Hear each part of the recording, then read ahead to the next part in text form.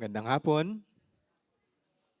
Magandang hapon po sa ating lahat na naririto at isang mapagpalang hapon at pagdating dito sa Tagalog service ng Grace Fellowship Church Alabang. Ang GFC po ay isang simbahang may malayang pamumuno, binubuo ng kapatiran ng Ebanghelyo na may tipanang pamumuhay sa isa't isa sa aming pagsamba sa Diyos, paglago kay Kristo, at pagpapahayag ng Kanyang pangalan sa kapangyarihan ng banal na Espiritu. Ang kapatiran ay pinangangalagaan ayon sa wastong paghawak ng Biblia at tradisyon ng pananampalatayang ibinigay ng minsan sa lahat ng mga banal. Mababasa ang aming Statement of Faith sa aming website gfc.com.ph. Kung kayo po ay bisita at mayroon po kayong mga katanungan o kung kahit wala po kayong katanungan at mayroon po kayong ilang sandali, gustuin po namin na makilala kayo at kung gusto nyo pong mas maintindihan kung ano ang mga itinuturo sa GFC, sana po ay pagpaunlakan nyo kami. Nandun po yung welcome table sa harapan o sa katabi lamang ng entrance at sana po ay makasama namin kayo mamaya. Muli po welcome sa GFC. Ngayong hapon po ay makakarinig tayo ng year-end sermon mula sa Romans 10 na ipapangaral ni Pastor Rico Hieronimo. Mga minamahal, ito nga po ay ang huling araw, huling linggo ng taon, huling araw ng Panginoon ng taong 2025. Lubos na pinagpala tayo ng Diyos bilang isang lokal na iglesia sa nagdaang taon sa pamamagitan ng ating pag-aaral ng 2 Korinto, at ng iba't ibang pag-aaral sa Biblia at ng mga panahon ng ating pagsasama o fellowship at mga panalangin. Maaring ayon sa tradisyon, isinasara natin o tinatapos natin ang panahon ng Kapaskuhan sa Disyembre. Ngunit alam natin na dahil at mula sa ating katapatan kay Kristo, ipinapahayag natin ng mga balitang nagbibigay aliw at kagalakan sa buong taon. Sabi nga sa Ingles, the tidings of comfort and joy, ipinapangaral po natin sa buong taon. Dahil ang mabuting balita ng Diyos, anak na nagkatawang tao upang manahan kasama natin at iligtas tayo, ay siyang ipinapangaral natin sa lahat ng panahon. At ngayong araw, maririnig natin ang tungkol sa ating tungkulin bilang mga Kristiyano na ipangaral ang mabuting balitang iyon. Mangyaring tumayo po ang lahat at sama-sama nating sambahin sa pamamagitan ng mga awiting ito ang ating Diyos at tagapagligtas.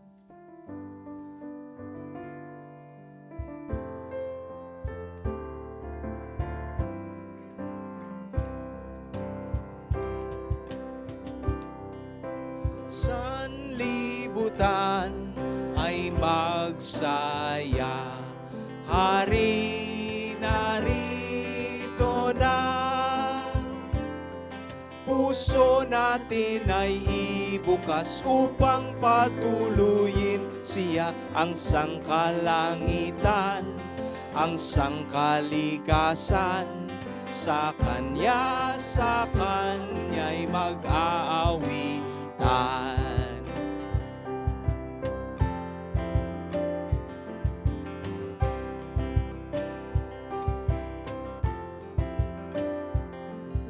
Si Jesus ay maghahari, halina't magbunyi, habang ang sangkalikasan sa langit o sa lupa man ay nagpapakita, ay nagpapahayag ng kanyang kalwalhatian.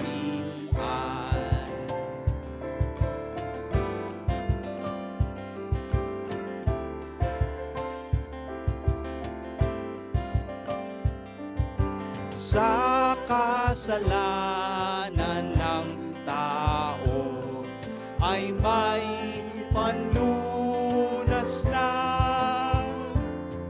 dahil sa tagapagligtas biyaya ay matatamo. Pinawi niya ang sumpa, pinawi niya ang sumpa. O halina at sa kanya magtiwala.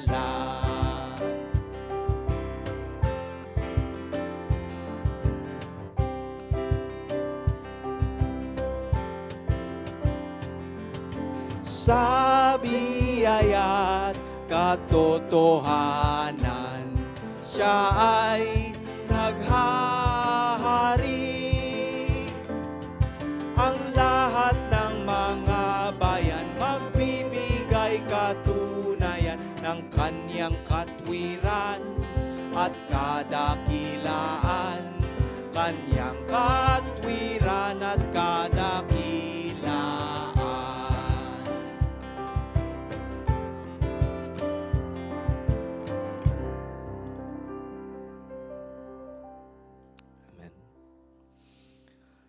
Sapagkat gayon na lamang ang pag-ibig ng Diyos sa sanlibutan na ibinigay niya ang kanyang tanging anak upang ang sinumang sa kanya'y sumampalataya ay huwag mapahamak kundi magkaroon ng buhay na walang hanggan.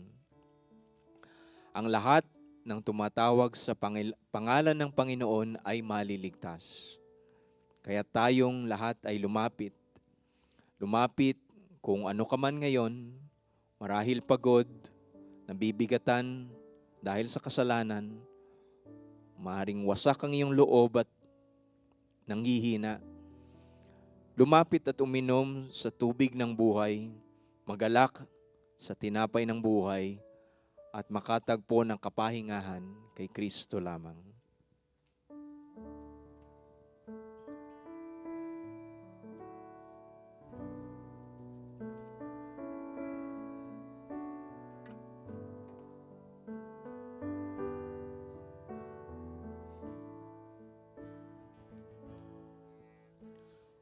Come, O you unfaithful, come, weak and unstable, come, no, you are not alone.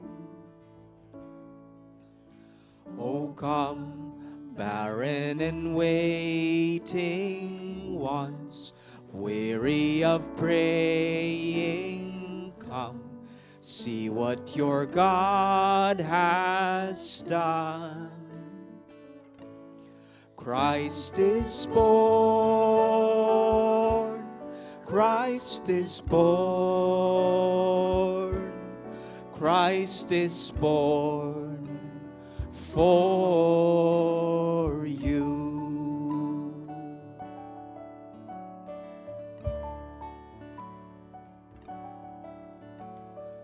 Come, bitter and broken, come, with fears unspoken, come, taste of His perfect love.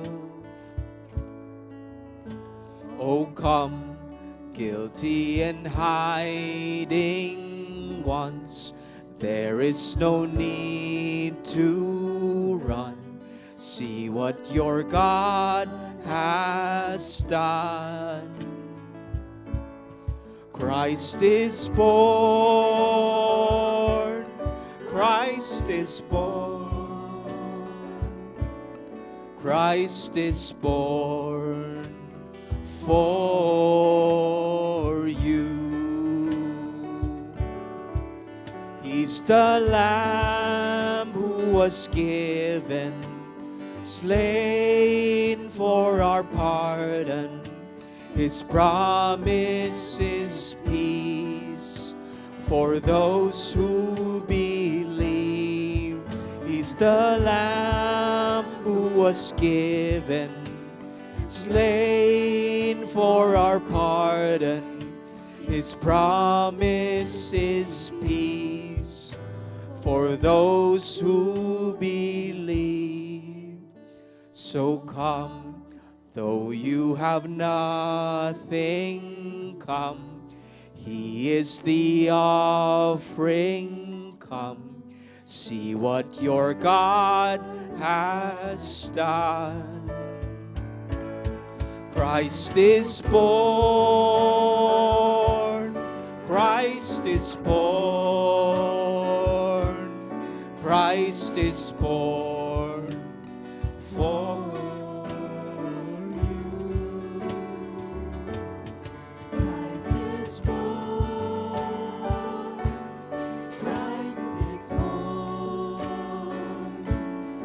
Christ is born for you.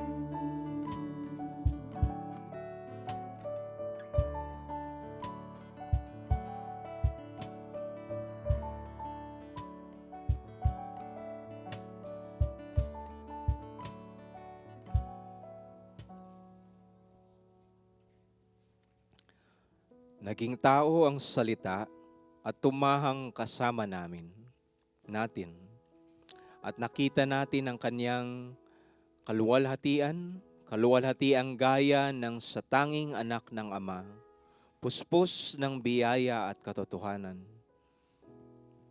At biglang sumama sa anghel ang isang malaking hukbo ng langit na nagpupuri sa Diyos at nagsasabi, "Luwalhati sa Diyos sa kataas-taasan at sa lupa'y kapayapaan sa mga taong kinalulugdan niya."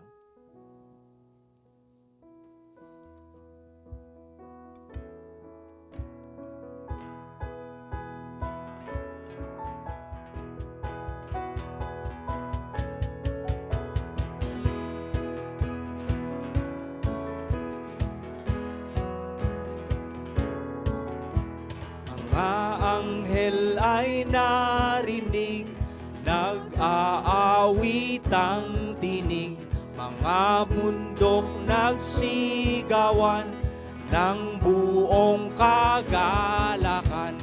Gloria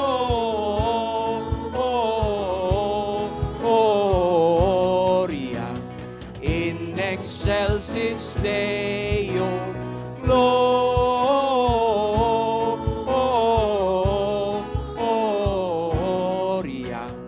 in excelsis Deo.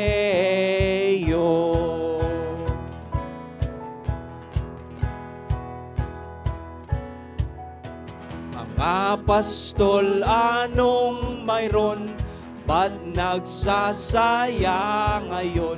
Anong balita ang sanhi ng awitang malhati? Gloria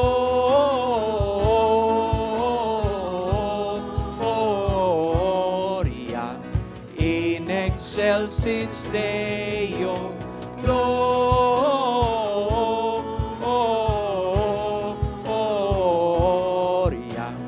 in excelsis Deo.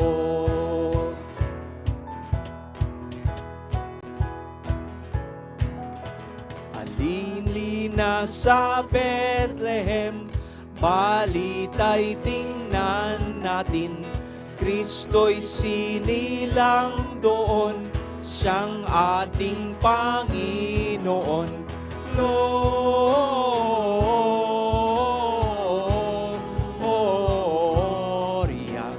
in excelsis Deo. Gloria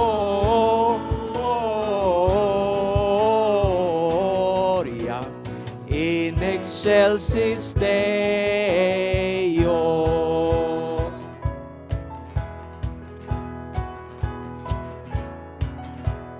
Masdan siya sa sabsaban ng langit kagalakan, lahat ay magsiawit ng pagsamba't pag-ibig. Gloria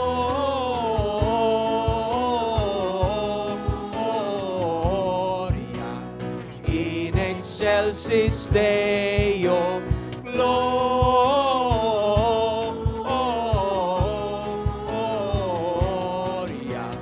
in excelsis Deo.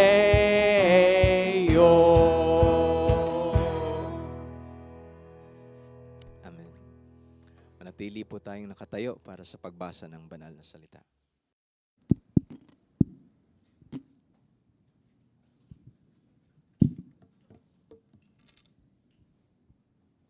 Isaías, Kabanata 52. Kaya darating ang araw, malalaman ninyong ako ang Diyos na nagsalita sa inyo.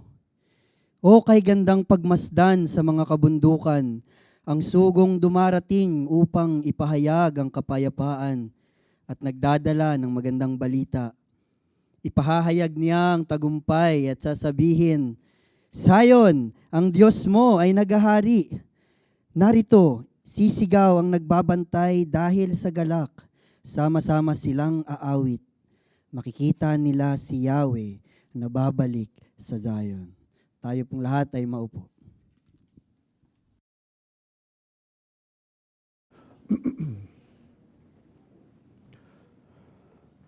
Tayo po'y magdasal.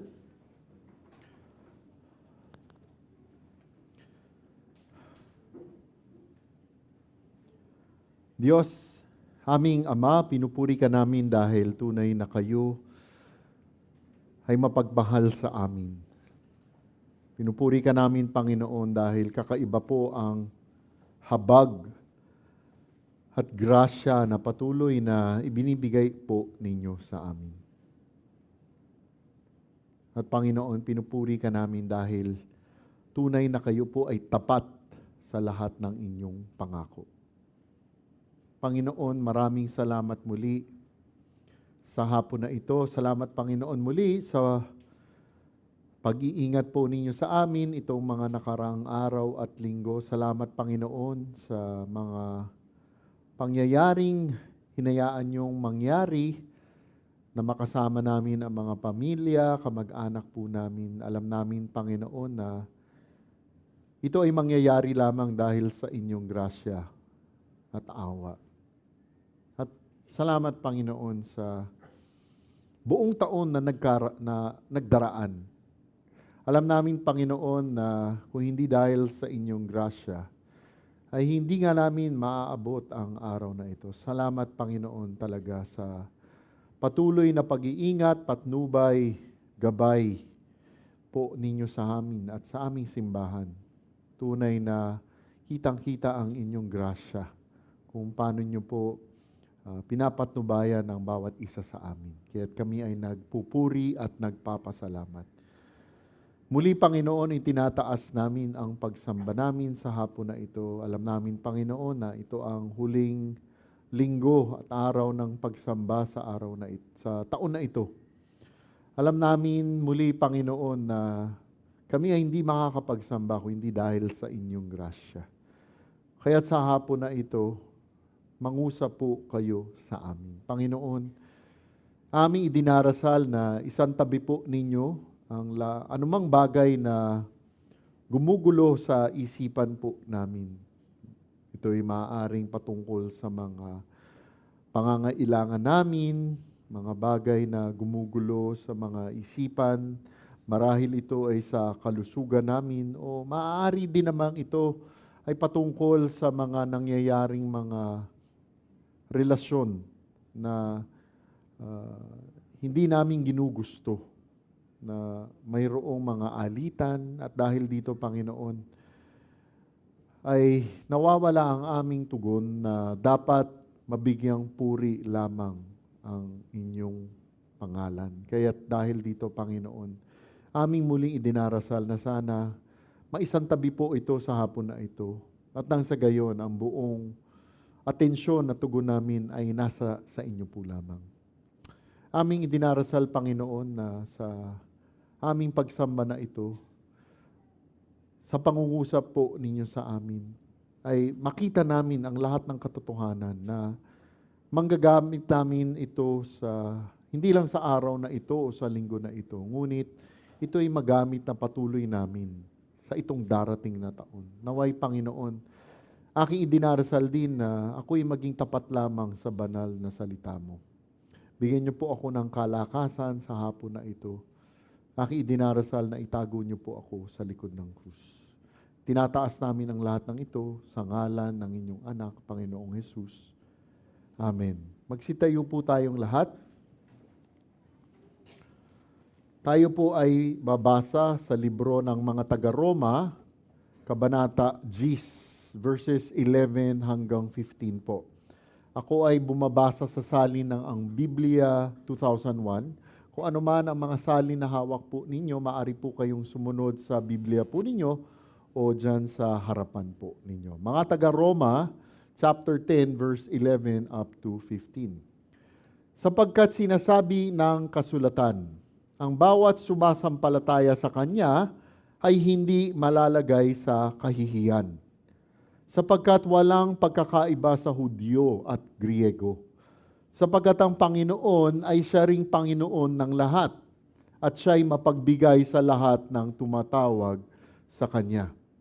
Sapagkat ang lahat ng tumatawag sa pangalan ng Panginoon ay maliligtas. Ngunit, paano nga silang tatawag sa Kanya na hindi nila sinasampalatayanan? At paano sila sasampalataya sa Kanya na hindi nila napakinggan? At paano sila makikinig kung walang mangangaral?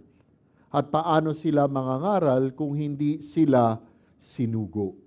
Gaya ng nasusulat, anong ganda ng mga paa ng mga nagdadala ng mabuting balita, ng mabubuting bagay. Praise God for His Word. Magsiupo po kayong lahat. Magandang hapon po. Merry Christmas pa rin at advance Happy New Year. Okay? God's grace, parang huli yung paglamig, ano? Parang ngayon lang medyo lumalamig sa panahon natin, no? Pero dito sa GFC, paghapon, sobrang lamig palagi, no? Okay. Sige, God's grace po yan. Kasi naalala ko na nandun tayo sa wilderness. No? Okay, bago tayo mag-umpisa, meron lang ako mga ilang tanong. Mahilig ba kayo sa sapatos? Okay, huwag na kayo sumagot. Okay. Nakikita ko yung mukha ng mga kalalakihan at maging mga kababaihan. No? Kasi may mga kilala ako na talagang mahilig sa sapatos. No? Na isang araw nga, sa isang meron kaming pinuntahan na misis ko. Sabi niya, yung mister niya, 3 lang ang sapatos talaga. Isang pang formal, isang pang araw-araw, at isang yung medyo pang lakad-lakad. No? Tapos biglang sinabi ng misis niya, yung isa kong dito, kala mo octopus eh. Lagpas yata sa 8 yung mga sapatos. May mga tao talaga, talagang gagawa sila ng paraan para lang sa sapatos. May kilala ako, asan siya? Wala rito, lolokohin ko. Sayang, nasa church bringing yata si Gerald, no? Favorite niya, Iingatan mo yung Gerald, no? Kasi pag bumukas ng Shopee yan, no? Dami kasing murang sapatos sa Shopee, di ba? Yung mga buy one, take one. No? Sa $5.99, buy one, take one. Mapapaisip ka, no? Anyway, may mga talagang mahilig sa sapatos. Pero alam po ninyo, alam naman natin na ang sapatos para talaga protektahan ang mga paa natin. Maging mga sinelas, di ba? Ang mga sapatos at sinelas ay para protektahan ang mga paa natin. Para saan? Para kapag naglakad tayo, ay komportable tayo. Lalo na kung tayo ay naglalakad na talagang malayuan. Doon sa mga mahihilig dito sa yung mga sports na running, di ba? Wala yata ako nakikita dito. O meron din siguro, no? Alam mo yun, pag yung mga sapatos nila, meron yung mga pantakbo ng pangmali, yung pang may iksing lugar at mahahabang lugar. Ganun yan eh. Pero, ang mga sapatos natin ay talagang para protektahan ang mga paa natin. Pero may tanong po ako sa inyo na marahil hindi natin ito tinatanong. Saan ba tayo dinadala ng mga paa natin? Saan tayo dinadala kaya ng mga paa natin? Itong tanong na ito, hindi lang yung basta physical na lugar na pagdadalhan sa atin. Ang mas magandang tanong, saan tayo dinadala na mayroong dahilan, yung mayroong purpose? Saan ba tayo dinadala ng mga paa natin? Alam po ninyo, isa pang matinding tanong, kung saan man tayo napupunta, kung saan tayo dinadala ng mga paa natin, ano ang mensahe na dala-dala natin? Ano ang mensahe na dala-dala natin? Mga kapatid, itong hapon na ito, ating makikita at matututunan na kahit anuman ang sapatos o sinelas na dala natin, ating makikita kung paano ginagamit ng Panginoong Diyos ang mga karaniwang paa upang dalhin ang isang pambihirang mensahe. Ulitin ko ho, sa hapon na ito, makikita natin kung paano ginagamit ng Panginoong Diyos ang mga karaniwang paa natin upang dalhin ang isang pambihirang mensahe. Kaya nga ang pamaga natin sa hapon, ang magagandang paa. O, di ba? Hindi yun naka-pedicure lang, ha? Lakas ng tawa ni Ernst talaga. Okay, magagandang paa. Hahatiin natin sa dalawang bahagi. Verse 11 up to 13 ang pangako. At verse 14 up to 15 ang responsibilidad. Umpisahan na ho natin sa unang bahagi, ang pangako. Verse 11, sapagkat sinasabi ng kasulatan, ang bawat sumasampalataya sa Kanya ay hindi malalagay sa kahihiyan. Mula po sa talatang ito, makikita natin si Apostol Pablo na unang inuugat ang kanyang sasabihin sa banal na kasulatan. Okay? Inuugat niya ang kanyang sasabihin sa banal na kasulatan. Ang banal na kasulatan bilang tanging kapangyarihan sa sasabihin niya po. Kaya nga po ang sinabi ni Apostol Pablo, sapagkat sinasabi ng kasulatan.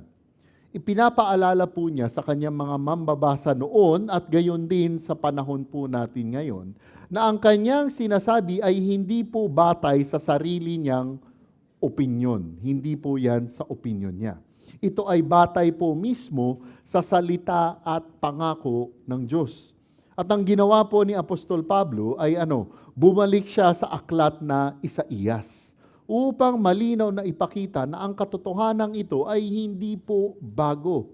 Hindi po ito bagong ideya. Ito ay matagal ng paraan ng Panginoong Diyos.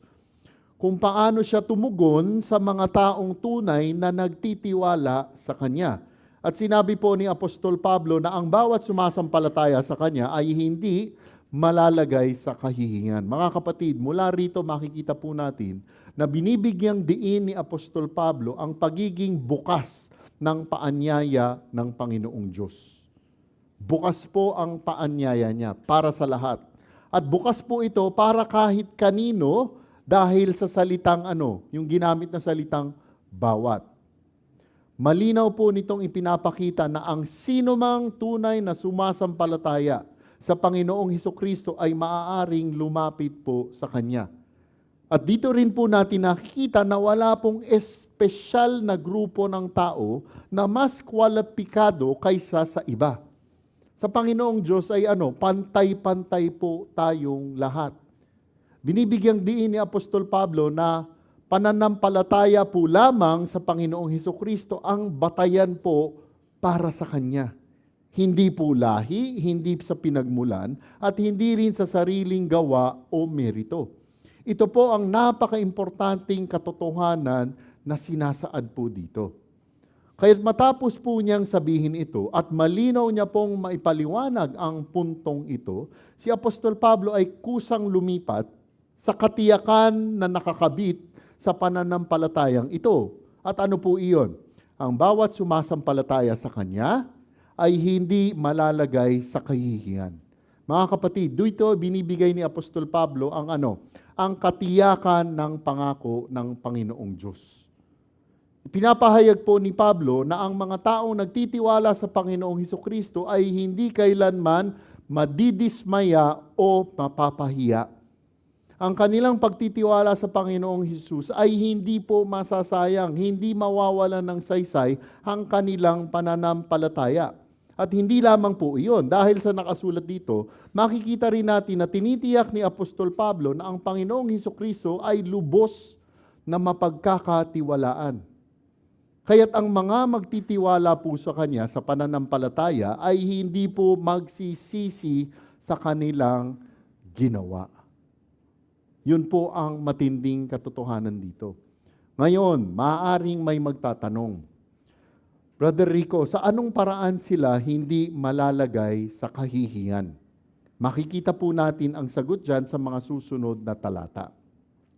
Pero verse 12 muna, sapagkat walang pagkakaiba sa Hudyo at Griego. Sapagkat ang Panginoon ay siya ring Panginoon ng lahat at siya'y mapagbigay sa lahat ng tumatawag sa Kanya. Mula po sa talatang ito, makikita natin si Apostol Pablo ay nagpapatuloy ng kaisipan mula sa talata 11. At sa talatang ito, ipinapaliwanag pa niya kung bakit ang pangako ng bawat sumasampalataya ay tunay po para sa lahat. At sinimulan ni Pablo ito sa pagsasabing sapagkat walang pagkakaiba sa Hudyo at Griego. Mula sa sinabi po dito, makikita po natin si Apostol Pablo na nagsasaad ng isang napakahalaga ngunit simple na punto. Pagdating sa kaligtasan, gaya ng nabanggit po natin kanina, walang grupong may espesyal na may kalamangan. Wala po. Ang tinutukoy dito na Grieko ay ano? Yung mga hindi Hudyo. Ibig sabihin sila ay mga hentil. Okay, para sa ating konteksto po, tayo lahat dito ay for sure hindi mga Hudyo. Kaya dahil hindi tayo mga Hudyo, tayo ay mga hentil. Nagkamali ako kaninang umaga. Meron para kaninang umaga, half Jew. Meron eh. Taga Iloilo siya. Kaya ang tawag sa kanya, Jew-tay. No? Hindi, totoo. Half Jew talaga siya. Half Jew, si Sister Yvonne. Nagulat lang ako. Kaya joke niya, Jew-tay ako. Anyway, tayong lahat dito, mga hentil. Okay? Kaya ang ibig sabihin ng mga hentil ay hindi sila mga Hudyo. At ipinapakita dito ni Apostol Pablo na ang lahat, Hudyo man o hentil, ay nakatayo sa harapan ng Diyos ng may parehong kalagayan. Lahat ay nangangailangan ng awa. At lahat ay nangangailangan ng Panginoong Hesukristo bilang tagapaglintas. At kapag malinaw na po ang katotohanan ito, anong ginawa ni Apostol Pablo? Si Apostol Pablo ay kusa pong lumipat muli sa dahilan kung bakit ganoon ang kalagayan.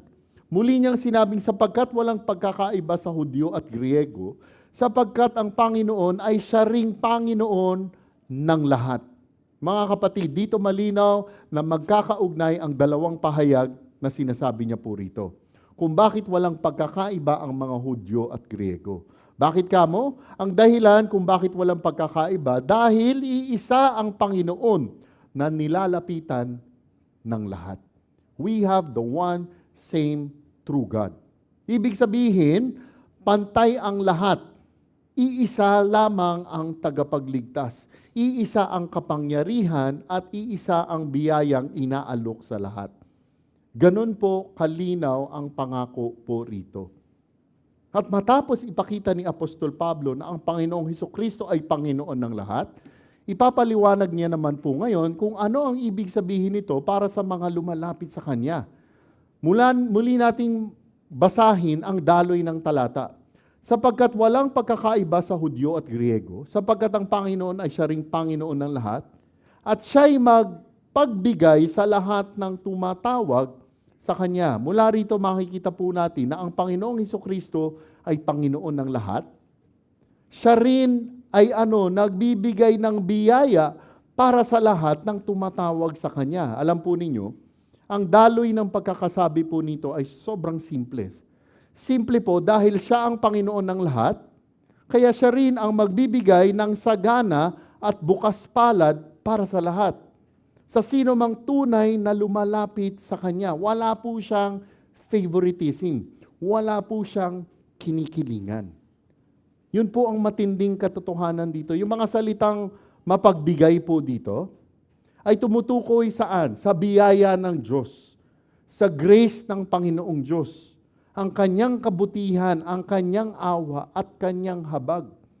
na malayang ibinibigay sa mga tunay na sumasampalataya. Mga kapatid, walang kakulangan at walang pag-aalinlangan sa pagbibigay po ng biyayang ito sa mga tunay na nananampalataya, at ang kamangha-mangha po rito ay ang Panginoong Hesukristo ay may higit pa sa sapat na biyaya na ibinibigay. At ibinibigay niya po ito para sa lahat ng tapat na lalapit sa Kanya sa pananampalataya. Bakit natin idiniriin ito? Marami po tayong maririnig, no? Sasabihin nila, nung iba, nakalulungkot, sobrang sama ko, imposible na papatawarin ako ni Lord. Diba? Alam nyo, walang ganyan sa Panginoong Hesukristo. Kung tunay na natin siyang kinikilala bilang Panginoon at tagapagligtas, hindi po magkukulang ang habag, grasya at pagpapatawad na ibibigay po niya. Yun po ang katotohanan dito. Ang Panginoong Hesukristo ay may higit pa sa sapat na biyaya na ibinibigay. Kaya't matapos ipaliwanag ni Apostol Pablo ang lahat ng ito, handa na siyang dalhin tayo sa susunod na sinabi niya, verse 13. Sapagkat ang lahat ng tumatawag sa pangalan ng Panginoon ay maliligtas. Mula sa talatang ito, makikita natin na si Apostol Pablo ay pinagsasama-sama na ngayon ang lahat ng kanyang sinabi mula sa unang talata. Muli, siya ay nag-quote sa lumang tipan, sa banal na kasulatan. Saan naman siya nag-quote? Mula sa libro ng Joel. At tiyak po na ginawa ito ni Apostol Pablo muli upang malinaw na ipakita ang katiyakan ng pangako ng Diyos. Ipinapakita niya na ang sinasabi niya ay hindi bago. At lalong-lalong hindi ito galing lamang sa Kanya. Ito ay nagmumula lamang mismo sa Panginoong Diyos. At isinulat ni Apostol Pablo, ang lahat ng tumatawag sa pangalan ng Panginoong Diyos ay maliligtas. Mula po rito makikita natin na muling binibigyan diin ni Apostol Pablo ang lawak ng paanyaya ng Panginoong Diyos. Yung salitang lahat ay napakalinaw po. Ibig sabihin po nito ay kahit sino. Sino man, anumang pinagmulan, anumang kalagayan ay maaaring lumapit po sa Kanya. Walang sino man ang lampas at abot ng pangakong ito. Ngunit, mapapansin din natin mga kapatid, na kahit bukas ang paanyaya sa lahat, malinaw ding sinasabi ni Apostol Pablo kung ano po ang dapat gawin. Anong sinabi? Ang lahat ng tumatawag sa pangalan ng Panginoon. Dito nililinaw ni Apostol Pablo ang tugon na hinihiling at hinihingi ng Panginoong Diyos. Ito ay hindi nakabatay sa pagsisikap, hindi sa katayuan sa buhay, at hindi rin po sa sariling gawa o merito. Ito ay nakabatay sa taos-pusong pagtawag sa Panginoon. At ang ibig sabihin ng tumawag sa pangalan ng Panginoon ay ang pagkilala kung sino talaga ang Panginoong Hesukristo. Ito ay ang pagtingin sa Kanya na may tunay na pagtitiwala na Siya ay Panginoon at tagapagligtas. Ang pagtawag po sa Panginoon ay ang pagkilala na kailangan natin ng kaligtasan. Para bang kung mayroon tayong problema, di ba? Di ba pag mayroon tayong problema o mayroon tayong dinaraanan na biglang-bigla, tumatawag po tayo sa Panginoon, di ba? Yung bigla, Lord, tulong naman. Yun ang sinasabi po na katotohanan dito. Di ba? Pag dumating tayo sa punto ng buhay natin na nakita natin, may problema tayo, Lord, hindi natin kayang solvein. Lord, tulungan mo ako. Ito po yung katotohanan. Kapag alam na natin sa sarili nating talino, lakas, wala na talaga, ito ang pagtawag na ito. May nagkwento nga sa akin, kaklase niya, sa eskwela. Ang claim ng kaklase niya, atheist siya. Atheist. Alam niya atheist, para sa kanila walang Diyos. Ang hirap masyado nung exam nila. Alam mo, sabi nung atheist, Lord, tulong. Di ba? Parang, di ba? Ganun yun. Pag nakita na natin talaga na yung kalagayan natin, Lord, makasalanan ako, hindi ko talaga kayang iligtas ang sarili ko. Lord, iligtas mo ako. Yun ang sinasabi pong katotohanan dito. Kaya nga't mga kapatid, sa pagtawag po na ito, ito ay nagpapahayag ng ganap na pag-asa at pagtitiwala lamang po sa Kanya. Alam natin na sa sarili nating lakas ay hindi natin kayang iligtas ang sarili natin. Kaya nga, by God's grace, tapos na ulit ang 2025.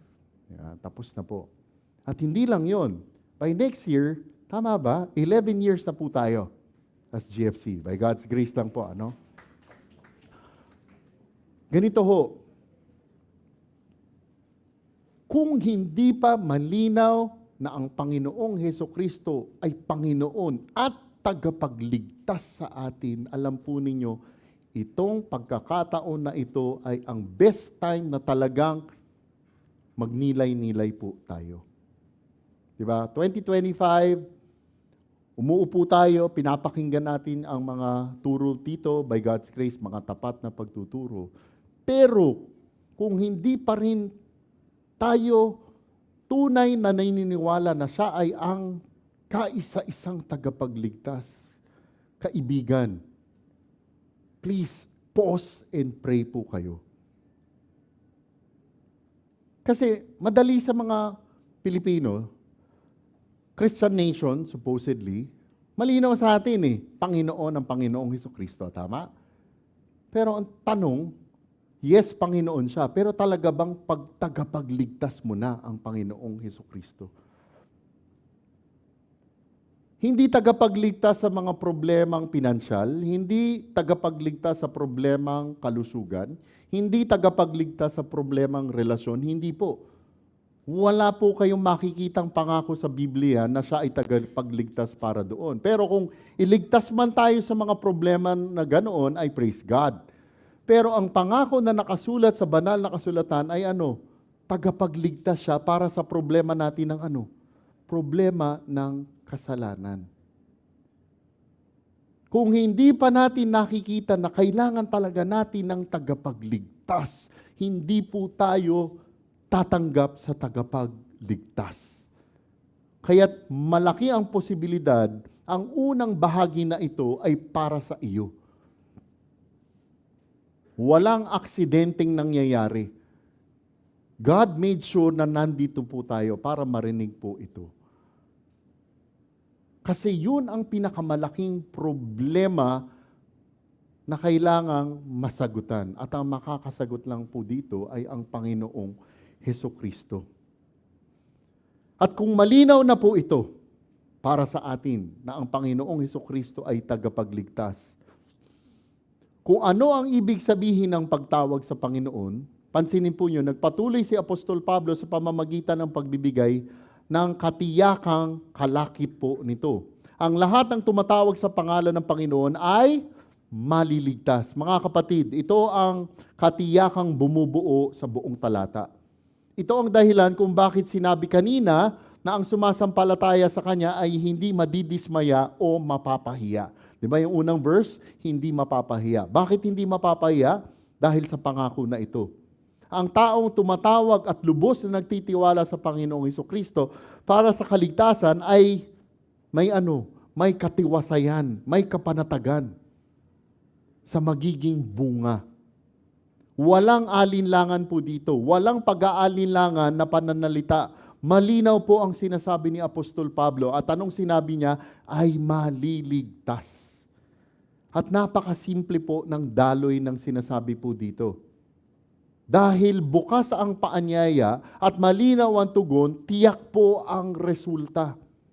Ang sino mang tunay na lalapit sa Panginoong Hesukristo sa pananampalataya ay makakatagpo ng isang tagapagligtas na tapat at handang magligtas. Mga kapatid, bago po tayo tumuloy sa ikalawang bahagi, kung sinasabi po nating tayo ay tunay na mga ligtas, kung tayo po ay magbabalik tanaw sa nakaraan po natin, okay, magbalik tanaw tayo sa nakaraan po natin. Kung atin pong aalalahanin yung atin mismong kaligtasan, kung saan tayo nanggaling at kung nasaan tayo ngayon, ano ang pumapasok sa mga isipan po natin patungkol sa Panginoong Diyos at patungkol po sa atin? Ulitin ko kung magbabalik tanaw po tayo sa nakaraan natin, recall sa nakaraan, ano ang pumapasok kaagad sa isip natin patungkol sa Panginoong Diyos at patungkol sa sarili po natin? Di ba? I'm sure iba-iba ang mga storya ng buhay natin. Di ba? Nung ginagawa ko nga ho itong mensahe na ito, naaalala ko lang ang pinanggalingan ko. At nung naalala ko lang, gumaganon lang ako eh. Kasi bakit? Alam ko kung saan ako nang galing eh. Di ba? Maraming hindi nakakaalam, pihado, kung ano ang mga pinaggagawa ko. No, nandyan nanay, tatay ko, siguro tatanungin ako mamaya, ano ginagawa mo nun? Di ba? Pero di ba, isipin niyo yun, kung saan tayo nang galing, saan kayo nang galing. At fast forward, sa panahon na natin ngayon, kung ano na tayo ngayon. Maiisip ba natin na nakaupo na kayo dyan? Lalong-lalo na, hindi ko maiisip na magiging nakatayo ako dito. Kaya nga, isipin natin yun. Dahil naisip na natin yun, ano ngayon ang magiging o masasabi natin sa Panginoong Diyos? Yung nakalagay nga dyan, yung kahit sino. Diba pag inisip, wow, by God's grace, thank you Lord, kasama ako doon sa kahit sino na iyon. Huwag nating isipin na mas mabait tayo sa iba ha. For sure, mas marami pong mas mabait sa atin kaysa sa atin. Sa dami-dami ng mga kamag-anak nyo o kaklase ninyo o kabarkada ninyo, bakit tayo ang nandirito? Bakit? All by the grace of God. Di ba? Don't we really just praise and thank God sa pangako niya? Kaya nga, hindi ko alam kung marami nakapunta sa inyo ng lessons and carols. No? By God's grace, sobrang, kung nakikita niyo lang, unang mga kanta pa lang, marami na ang umiiyak. Alam mo yun, pasimpleng iyak lang. Ganun. Ganun lang eh. Pero kasi bakit? Pag nakita mo ang salita ng Diyos, nakita mo yung mga kinakanta, maaalala mo ang habag at grasya ng Panginoong Diyos. And ito yung sinasabi dito ni Apostol Pablo. Bakit ko idinidiin ang mga katotohanan to? Bakit kasi mga kapatid, sobrang komportable na po tayo kung nasaan tayo. Baka we are so comfortable where we are. Alam mo, sobrang komportable, nasa GFC tayo. Or sobrang distracted tayo sa mga ibang bagay. Na nakakalimutan natin kung ano ba ang mandato po sa atin. Mamaya, pag-uusapan natin yung mandato na iyan. Kasi baka mamaya, sobrang comfortable na tayo eh. Di ba, by God's grace, no? Yun nga eh. Alam niyo, ginagawa natin joke yung sobrang lamig na yan. Alam niyo, sa labas, hindi ganyan eh. By God's grace, we have such a nice venue. We're so comfortable. Baka mamaya, sobrang happy na tayo yung spiritual family natin. Di ba? Na nakakalimutan na natin kung ano ba ang tawag at mandato sa atin. Ngayon, ito. Kung wala kang pagbabalik tanawan, wala kang babalikan. Tanungin natin ang sarili natin. Alam mo yan, nagbabalik tanaw ka, parang wala. Wala. Bakit ka mo? Ito po yun, kaibigan. Baka hindi ka pa ligtas. O lilinawin ko lamang po. Yung pagbabalik tanaw, sa iba kasi, hindi talaga yung sobrang malinaw yung araw nung naligtas sila. Alam mo yun, masasabi ng iba, itong date na to, dito ako naligtas. God's grace sa iba yon. Sa iba, hindi po ganun. Alam mo yun, it's really a journey, isang lakbay. Alam mo yun, unti-unting gumalaw ang Panginoong Diyos sa buhay po natin. Pero at least, mayroon ka pa rin pagbabalik tanawan. Pero kung wala kang pagbabalik tanawan, iisipin mo, baka kasi kapatid, kaibigan muna ang tawag ko sa iyo. Baka hindi pa malinaw ang kaligtasan para sa iyo. Kaya nga, ito ang tamang oras para talagang pagnilay-nilayan at pagbulay-bulayan. Ngayon, matapos ipaliwanag ni Apostol Pablo ang lahat ng ito. Itong matinding pangako na ito, nagpatuloy po siya sa susunod na bahagi. Ang responsibilidad, ikalawang bahagi. Verse 14, ngunit paano nga silang tatawag sa Kanya na hindi nila sinasampalatayanan? At paano sila sasampalataya sa Kanya na hindi nila napakinggan?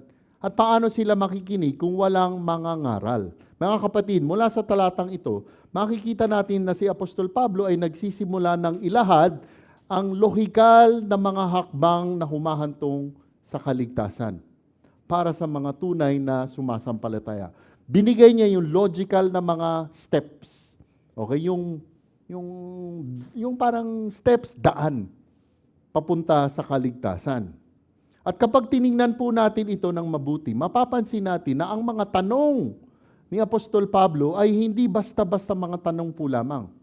Hindi ito yung mga random na tanong, hindi po. Sa halip, makikita natin na bawat tanong ay nakapatong sa nauna. Nakapatong sa una. Isang katotohanan na humahantong sa kasunod na parang kadena. Magkakapatong, magkakadikit. At kapansin-pansin din po sa talatang ito, ang ginawa ni Apostol Pablo ay unti-unti at tayong ibinalik paatras. Mula sa kaligtasan, paatras hanggang sa pinagmulan kung saan nagsimula po ang lahat. Okay, naintindihan? Mula kaligtasan, umatras siya kung saan nagsimula ang lahat. At sinimulan nito ni Apostol Pablo sa unang tanong, ngunit paano nga silang tatawag sa Kanya na hindi nila sinasampalatayaan? Mga kapatid, dito kinuha ni Apostol Pablo ang pangako mula sa talata 13. Ano yon? Ang lahat ng tumatawag. At tinatanong niya ngayon ang isang malinaw at logical na tanong. Ito ay isang tinatawag sa English yung rhetorical na tanong. Ano ibig sabihin ng rhetorical? Isang tanong na hindi inaasahang sagutin, kundi isang tanong na naglalayong ipaisip at ipasang-ayon ang nakikinig. Pag sinabing rhetorical, alam mo yun, tanong siya, pero hindi talaga siya humihingi ng sagot. Bakit kamo? Kasi yung tanong na yan, mapipilitang mag-isip ka at sobrang obvious ang sagot niya. Yun po ang ginamit dito ni Apostol Pablo. Para po yung katotohanan na kanyang itinuturo ay talagang maging super na malinaw na katotohanan, undeniable truth, at sasang-ayon po talaga ang magbabasa nito. At ang tanong po ay simple, paano tatawag ang isang tao sa Panginoon kung hindi pa siya nananampalataya sa Kanya? Paano tatawag kay Lord kung hindi pa naniniwala kay Lord? Di ba? Sobrang simple. Mga kapatid, kailangan po nating maunawaan na ang pagtawag sa Panginoong Hesukristo ay hindi isang yung mechanical na gawain, yung tatawag ng Lord, ganon, yung parang basta babanggitin mo. Hindi lang ganyan yan. Ang pagtawag sa Panginoon ay nagmumula sa isang pusong nakakakilala at nagtitiwala sa Panginoon. Hindi maaaring taos-pusong tumawag ang isang tao sa tagapagligtas kung hindi niya tunay na pinaniniwalaan na ang Panginoon ay kaya ka talagang iligtas. Hindi tatawag ang isang tao kung hindi niya kilala talaga ang Panginoon. Yun po ang sinasabi dito ni Apostol Pablo. Kaya't kung malinaw na po ang katotohanan ito na kailangan munang manampalataya bago tumawag, si Apostol Pablo ay umatras pa ng isang hakbang. Anong sinabi niya? At paano sila sasampalataya sa Kanya na hindi nila napakinggan? Muli mga kapatid, ito ay natural na kasunod sa unang tanong. Kung ang pagtawag ay nangangailangan ng pananampalataya, kung gayon ang pananampalataya ay nangangailangan muna ng pakikinig. Iyan lang ang sinasabi po ni Apostol Pablo, hindi maaaring manampalataya ang isang tao sa Panginoong Hesukristo kung hindi niya pa naririnig ang tungkol sa Panginoong Hesukristo.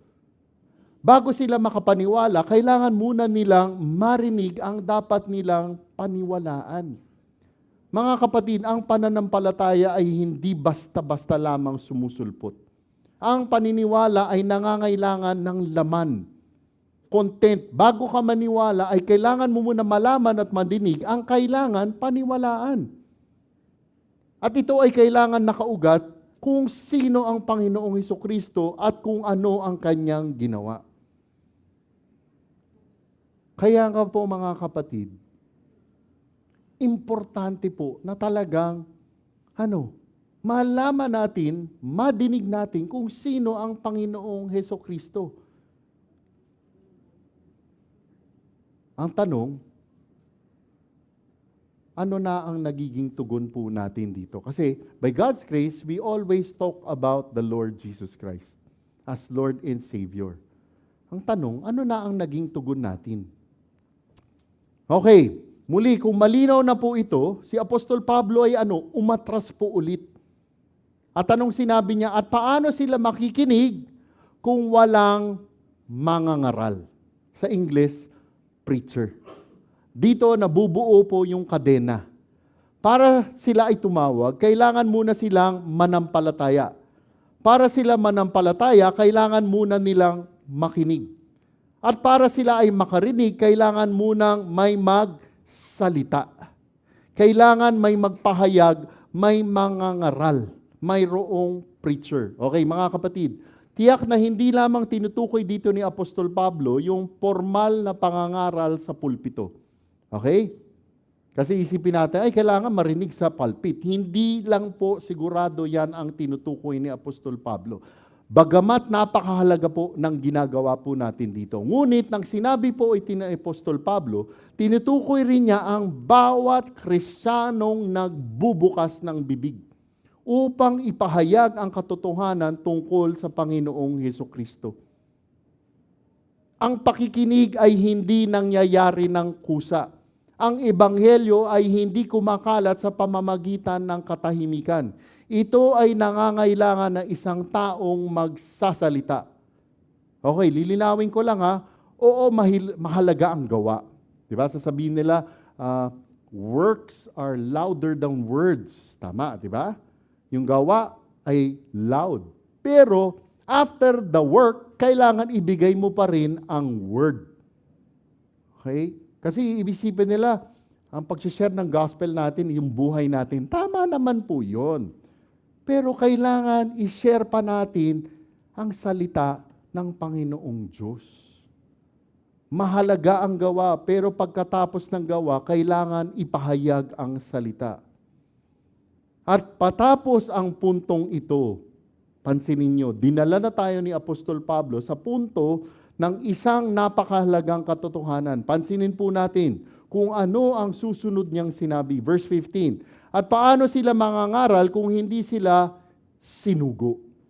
Gaya ng nasusulat, anong ganda ng mga paa ng mga nagdadala ng mabuting balita ng mabubuting bagay. Mga kapatid, mula sa talatang ito, makikita natin na tinatapos na ni Apostol Pablo ang sunod-sunod na kaisipang sinimulan niya mula sa talata 14. Dito, bumabalik na siya sa pinakaunang hakbang sa buong prosesong ito. Ipinapakita niya kung saan talaga nagsisimula ang lahat. At tinatanong po niya, at paano sila mangangaral kung hindi sila sinugo? Alam po ninyo, ito ay tuwirang kasunod ng sinabi niya sa nakaraang talata. Kung ang mga tao ay hindi makaririnig, kung walang mangangaral, kung gayon, ang mga mangangaral ay kailangan munang masugo. They must be sent. Yun nakasulat sa English. Mga kapatid, dito malinaw na ipinapakita ni Apostol Pablo na ang pagpapahayag ng ebanghelyo ay hindi nangyayari ng aksidente. Hindi ito basta nangyayari ng kusa. Hindi rin ito hiwalay sa katawan ng iglesia. Nagsisimula ito sa pagsusugo. Isang sinasadyang pagsusugo, isang pagtatalaga, isang pagkilala, pagpapadala sa mga tao. Malinaw po iyon, mga kapatid. Isipin nyo nung naligtas po kayo, nung naligtas po tayo. Yung nag-share ng magandang balita, di ba? Kung maaalala po ninyo iyon. No? Talagang praise God, pinadala ang tao na iyon. Di ba? It could be isang beses, pinadala yon, luminaw na. Or pwedeng ilang beses may mga pinadala sa iyo. Pero yun. Yun ang katotohanan po na tinuturo po dito. Kailangan, para may makapakinig, kailangan mayroong maisugo.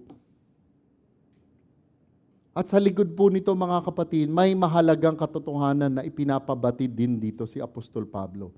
Na ang taong sinusugo ay ano? Dapat yung taong na yon ay handa. May kakayanan, at may pusong magsalita ng ebanghelyo. Kaya nga't mga kapatid, no? Isipin po natin ito. Ano para sa atin ito? Anong katotohanan ang makukuha natin dito? On our own, saan kaya tayo inuudyok o tinatawag ng Panginoon para dalhin ang ebanghelyo? Saan po? Kasi baka masyadong comfortable na tayo dito eh. Isipin nyo, yung nag-share ng gospel sa atin dati, paano kung sobra siyang comfortable na yon at sinabi niya, ay hindi na ako share ng gospel dito kay Rico. Wag na. Huwag ko nang share ng gospel ito. Isipin po natin iyon. Paano? Kung ikaw pala ang gagamitin ng Panginoong Diyos para iligtas ang tao na ito. Kaso sobrang busy natin. Lahat busy tayo, pero pagdating sa gawain na ito ay wala po tayo. Ang tanong nga dito, Brother Rico, sino ang mga kinakausap dyan? Lahat ng Kristiyano may mandato na ito. Lahat may mandato po. Walang exempted. Isipin natin, paano yun? Hindi ko alam paano. Kaya nga ho nandyan ang simbahan. Alam po ba ninyo yun? By God's grace, ang dami ho nating mga Bible study. Face-to-face at mayroon pa ring online. By God's grace, meron po tayo na ganitong pulpito. Alam niyo yon? Every time we are in church, whatever Bible study, whatever worship service, yes, we praise God for worship and fellowship. Pero alam niyo po ba, it is also a time of training.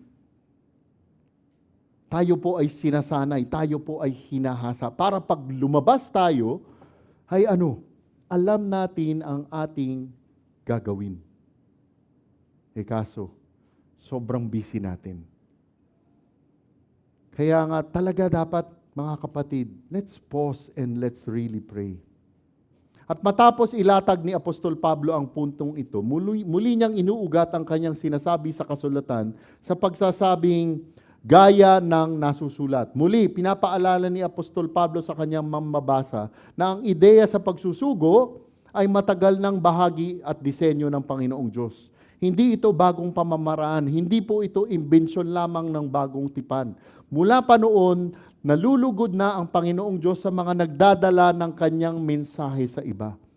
At ipinapakita ito ni Apostol Pablo sa pamamagitan ng muli, nag-quote po siya sa libro ng Isaías, yung binasa po kanina ni Brother Errol. Anong sinabi? Anong ganda ng mga paa ng mga nagdadala ng mabuting balita ng mabubuting bagay. Mga kapatid, ang larawang ito ang nagbubuklod sa lahat. Yung mga paa nung panahon na iyon, sa kanilang kultura, ang mga paa ay mga karaniwan lamang.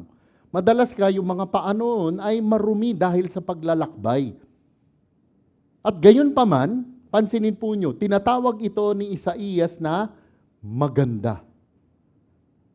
Hindi dahil sa itsura, kundi dahil sa pinupuntahan at sa dala-dala po nito. At nagpapaganda ay yung mensahero. Ngunit, hindi ito base sa kanyang kakayanan, hindi sa personalidad, hindi sa husay ng mensahero. Kaya maganda po ito ay dahil sa mensahe na dala-dala po niya. At ano ang mensahe na yun? Ang mensahe ng mabuting balita ng kaligtasan. Yun po ang punto ni Apostol Pablo, yung good news, yung mabuting balita na dala po niya. Kaya nga mga kapatid, sa ating paghayo, sa ating paghayo sa labas, make sure na ang dala nyo is good news. Hindi feel good news. Naintindihan nyo yun? Yung good news, mabuting balita talaga. Yung iba kasi, alam niyo yon, sa sobrang natatakot sila na ibigay ang magandang balita kasi nga, ma-offend yung iba, anong binibigay? Feel good news. Yung mga wow, yung nakakaaliw, nakakabagbag damdamin, yung mga nakakatawa. Diba? Pero hindi na talaga siya good news. Hindi na mabuting balita. Yes, ang mabuting balita ay magdadala rin ng great emotion. Pero, at the same time, ang magandang balita ay nakaka-offend. Kasi bakit? Diba sabi mo, makasalanan ka eh. Kailangan natin ng tagapagligtas. And that will not, what? To the majority, hindi siya magandang pakinggan. Ngunit, ang sinasabi dito ay ang mga mensahero na nagdadala ng balita na ganito, ng mabuting balita ay sa Ingles, beautiful, maganda ang mga paa. Ang halaga ng mensahero ay nagmumula sa ebanghelyong kanyang dinadala. Kaya't mga kapatid, ito ang mismong puso ng ating mensahe sa hapon na ito. Kapag nauunawaan natin ito, makikita natin kung bakit ang pagsusugo ay hindi optional. Yung pagpapadala ay hindi optional. Ito ay napakahalaga sapagkat kung walang pagsusugo, walang pangangaral. Kung walang pangangaral, walang makaririnig. Kung walang makaririnig, walang mananampalataya. At kung walang mananampalataya, walang tatawag sa Panginoong Hesukristo. At ito po ang dahilan kung bakit ang iglesia ay kailangang magsugo. Sobrang importante sa simbahan yung mission. Okay, hindi naman natin sinasabi pag mission ay kailangan yung mga matitinding gawain at mission. Hindi ho. Isipin po lang natin mga kapatid. Saan kaya tayo pinapadala ng Panginoong Diyos? Anong nagiging tugon natin sa katotohanan na ito? Matapos nating matutunan kung ano ang pananaw ng Panginoong Diyos sa mga gawain ng ito. Alam mo, ang Panginoong Diyos ay natutuwa at nalulugod sa mga gawain na ito. Kaya nga, tanong kaninang umaga ng isa, magandang tanong. Ang galing nun sinanong, si Brother Ben, sabi niya na gano'n, sa isang Bible study niya, tinanong, I'm sure alam ni Kuya Dennis ito, when was the last time na nag-share tayo ng gospel? When? Or have we ever shared the gospel? Kasi nga, sabi nga dito sa mga talata na ito, how beautiful are the feet. Ang ganda ng mga paa ng mga mensahero na nagdadala ng magandang balita. That's how God views this. Where do you think is God sending us to bring the good news of salvation? It can be a simple, sharing the gospel, or it could also be a major activity, endeavor. By God's grace, kaya natin pinag-uusapan to, kasi nga, ilang linggo na ho, hindi nga lang linggo, buwan, pinag-uusapan po natin ito ng mga elders sa mga meeting po natin. By God's grace, we have yung mga, alam nyo ba yun? Baka hindi nyo alam, baka masyado tayo. We have yung missions group to the urban areas na sa area natin. Alam nyo ba yun? Bigay kumikibo.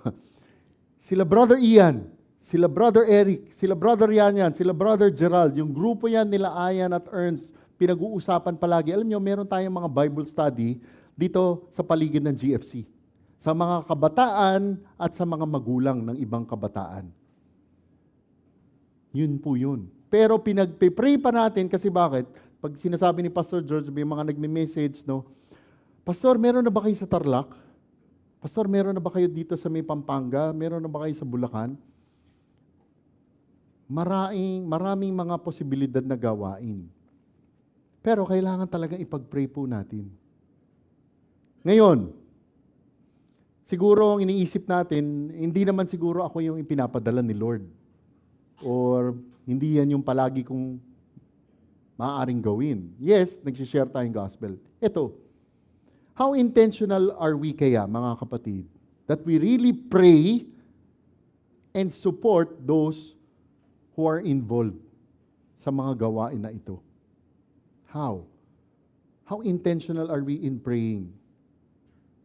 And really supporting. Anong support? Alam mo yan, yes, we pray for them, pero minsan kausapin, lapitan, uy bro, kamusta ka na? Hindi biro-biro yung gawain na ginagawa po nila, ha? Pag nakikita ko minsan, nakakasabay ko sa nakikita ko, alam mo yon, mahirap po. Kailangan natin sila pag-pray. Kailangan natin talaga silang suportahan. Kaya nga, pag-pray po natin as a church. Pag-pray natin as a church, kung saan tayo dinadala ni Lord sa mga darating na mga buwan na ito. Oo, yes, nakakalungkot. Ang tawag ni Pastor Pedro dito, may binabasa siyang libro. Ang tawag sa English ng isang chapter, fracture. Alam niyo yung fracture? Yung parang binalian ka. Pagka binalian, ano ang unang papasok sa isip natin? Fracture is painful. Baka dumating talaga ang punto that we really have to fracture the church. Ano ibig sabihin nun? Boom! Iniisip ko pala, nalulungkot na ako, di ba? Di ba, really? Pero kung dumating sa punto na ganun, we pray kung anong will ni God. Ang tanong, ano kaya ang sinasabi ni Lord sa atin dito? Kaya na sa ating pagtatapos, mga kapatid, ipanalangin natin na tayo ay maging intentional sa lahat ng ito. Let's be intentional. Intentional sa pagsusugo. Sapagkat ang lahat po ng ito, ang Diyos lamang ang naluluwalhati. Ang Diyos lamang ang nalulugod sa mga magagandang paa ng mga sinusugo upang dalhin ang kanyang mabuting balita sa isang mundong lubhang nangangailangan na ito po ay madinig. Maglaan po tayo ng 1 o 2 minuto upang pagnilay-nilayan ang ating mga natutunan.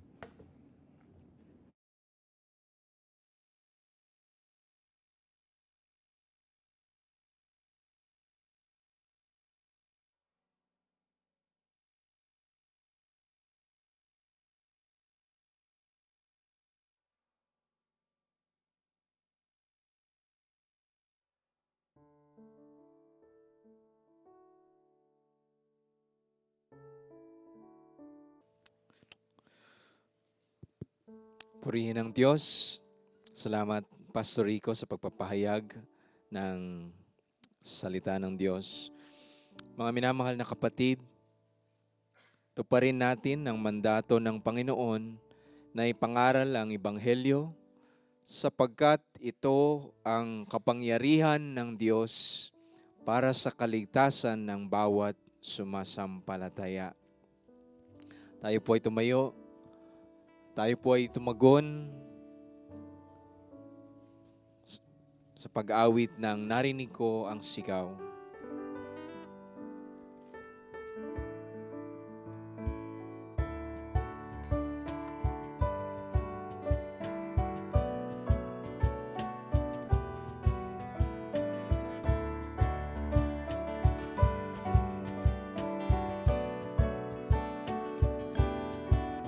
Narinig ko ang sigaw, siya ay nagliligtas,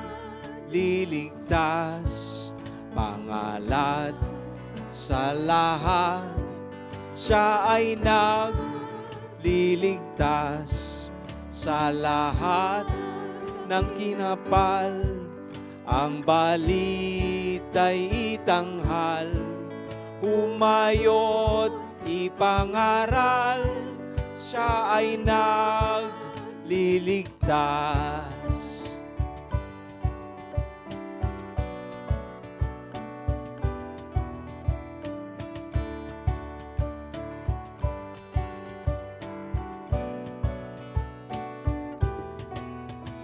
Ating ipamalita, siya ay nagliligtas sa mga nagkasala, siya ay nagliligtas. Lahat ng kapuluan, umawit at magdiwang, kalaya ay kakamtan, siya ay nagliligtas.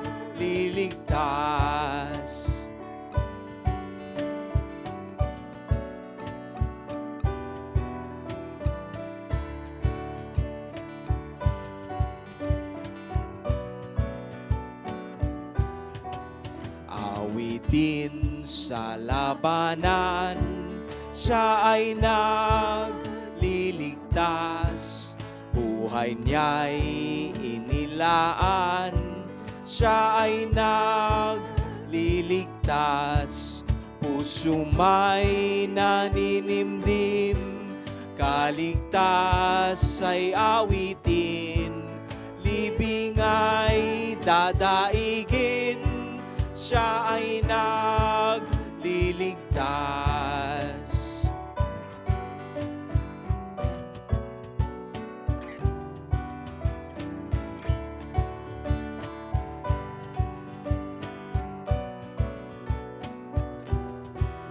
Ating ipagsigawan, siya ay nagliligtas. Ngayoy magsipagdiwang, siya ay nagliligtas. Ganap na kaligtasan at walang kabayaran. Tagumpay ay awitin, siya ay nagliligtas.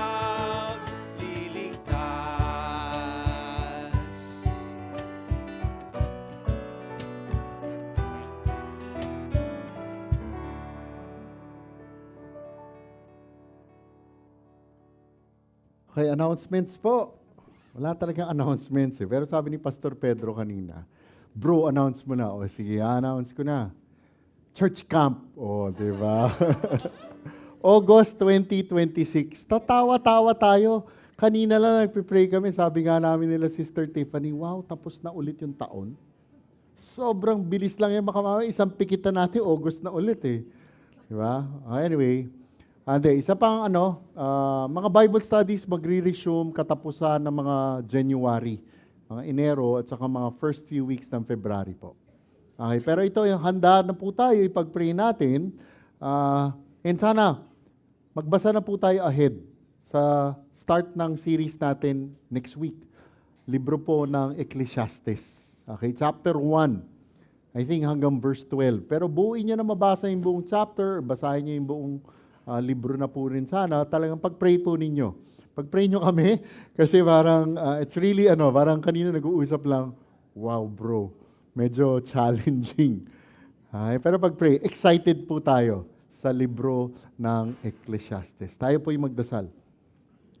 Diyos aming Ama, pinupuri ka namin dahil tunay kayo po ay tapat. Maraming salamat muli sa hapon na ito. Salamat Panginoon sa taon na nagdaan. Salamat, Panginoon, kung paano po ninyo kami pinatdubayan, ginabayan. Salamat, Panginoon, sa lahat ng probisyon, sa mga pang-araw-araw na pangangailangan namin. Hindi lang pang sarili, but lalo na para sa simbahan. Aming idinarasal, Panginoon, na sa darating na taon, muli, aming idinarasal na kami ay maging sensitibo sa mga gusto po ninyo. Kami ay maging sensitibo sa kalooban po ninyo. At Panginoon, sa lahat ng aming gagawin, ay tunay na kayo lamang ang mabibigyan ng kapurihan. At aming idinarasal, Panginoon, na muli sa aming paghayo sa araw na ito, sa linggo na ito, kami ay maging talagang masunurin sa tawag po ninyo sa amin sa mandato na ibigay namin ang Ebanghelyo sa madilim na mundo na ito. Kaya mga kapatid kong minamahal, kayo'y maging matatag, hindi nakikilos na laging sagana sa gawa ng Panginoon. Yamang nalalaman ninyo na hindi walang kabuluhan ang inyong gawa sa Panginoon. Glory be to the Father and to the Son and to the Holy Ghost, as it was in the beginning, is now and ever shall be, world without end. Amen. Amen. God bless po sa inyong lahat at advance Happy New Year.